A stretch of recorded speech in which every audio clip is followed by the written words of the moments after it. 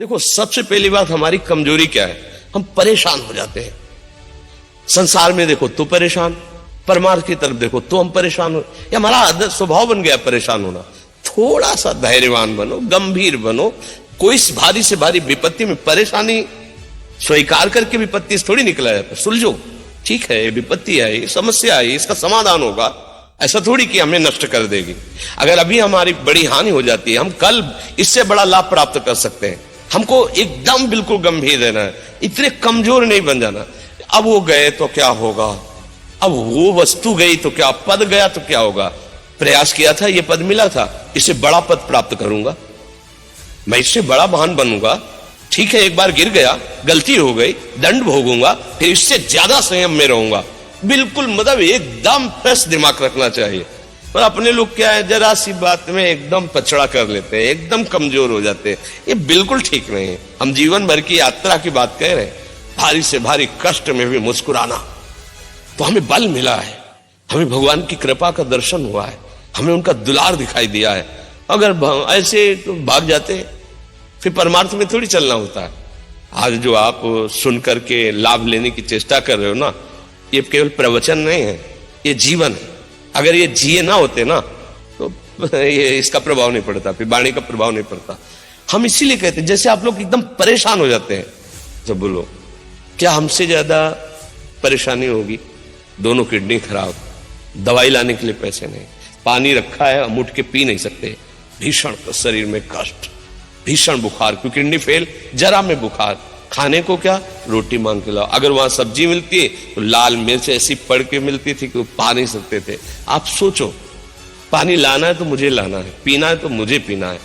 अगर मैं हारता तो कहां पहुंच जाता, क्या स्थिति होती है? नहीं, मरना है और कदम पीछे। कोई दिन ऐसा नहीं जिस दिन सेवा ना की हो, जिस दिन सेवा ना गए हो। गुरु जी की सेवा में जाना है, पहले अपने को स्वस्थ साबित करना है, नहीं वो सेवा ही नहीं लेंगे। तुम बीमार हो, तुम कष्ट में हो, ऐसे उनकी दृष्टि बड़े शांत है। उनकी सेवा की, आके लेट गए, फिर हिम्मत की, अपनी श्री जी की सेवा की, मधुकरी नहीं गए, 3-3, 4-4 दिन भोजन नहीं गए, पर सेवा नहीं छोड़ा, दिनचर्या नहीं छोड़ी। और उसका प्रधान कारण संयम, ब्रह्मचर्य, भगवदाश्रय, नाम जप, कभी हारने नहीं दिया। अभी भी थोड़ी देर बाद डायलिसिस शुरू हुआ, हारने, आपको हारे हुए नजर आ रहे हैं। शरीर में पीड़ा है, किडनी फेल है, ऐसा थोड़ा हम स्वस्थ बैठे हैं, पीड़ा है, बार बार प्यास लगती है, थोड़ा थोड़ा पानी मिलता है, लेकिन हम आनंदित हैं, हम प्रसन्न हैं। हम लड़ाई में हारे नहीं हैं, ना हारेंगे, हम जीत चुके हैं। हम अपने मालिक के भरोसे में अपना सब बात, तो वो ये हम अपनी बड़ाई नहीं बता रहे, हम आपको बता रहे समस्या। सोचो तुम्हारे पास तो माँ है, भाई है, बहन है, परिवार है, कोई ना कोई तो है ना। मेरा किसी ने कभी जीवन में ध्यान भी नहीं दिया। क्यों? बचपन से बाबा जी बन गए, किसी से प्यार नहीं, किसी से संबंध नहीं, कोई जानकारी नहीं, हम कहाँ हैं, वो कहाँ, किसी से कोई मतलब नहीं। अच्छा, जवान साधु कौन श्रद्धा करे? कभी गांव जाने की हिम्मत नहीं पड़ती कि रोटी मांग ले, पता नहीं लोग क्या सोचेंगे, क्या भावना कर ले। हम दरवाजे पे खड़े हैं, क्या कैसी भाव, जो हमारे सामने आकाश वृत्ति से आया यौवन अवस्था में वही पाया, अन्यथा भूखे रह गए। जब हम हर समय अपने को विवेक के द्वारा सावधान रखे तो हम कभी निराश नहीं हुए, कभी उदास नहीं हुए, कभी ऐसा नहीं लगा कि यार हम दुखी, कभी नहीं लगा।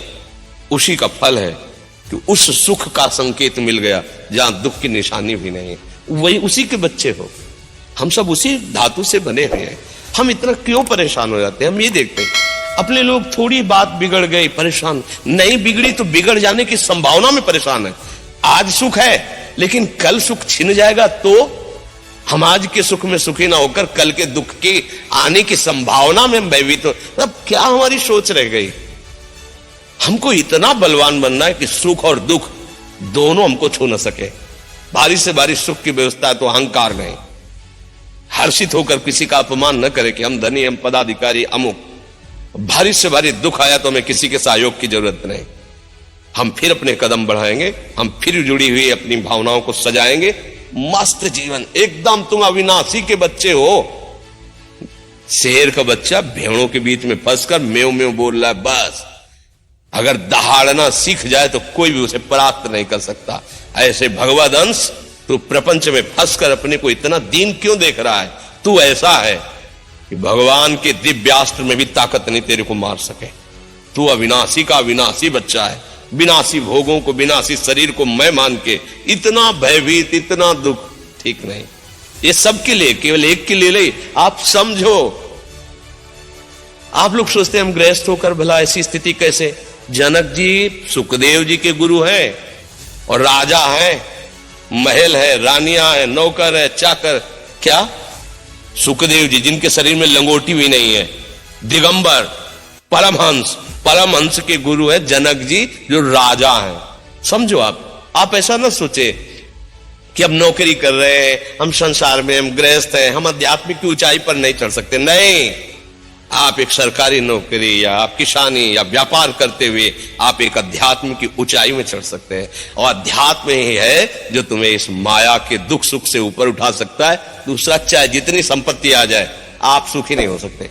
सब देख लो, आंख खोल के देख लो, अध्यात्म ही है जो तुम्हें हर कष्ट सहकर मुस्कुराकर जीने का रास्ता बता देगा कि आप आनंदित हो जाओगे। कुछ नहीं बिगड़ा, अध्यात्म है तो कुछ नहीं बिगड़ा, अध्यात्म नहीं है तो कुछ नहीं बना, कुछ हाथ नहीं लगने वाला।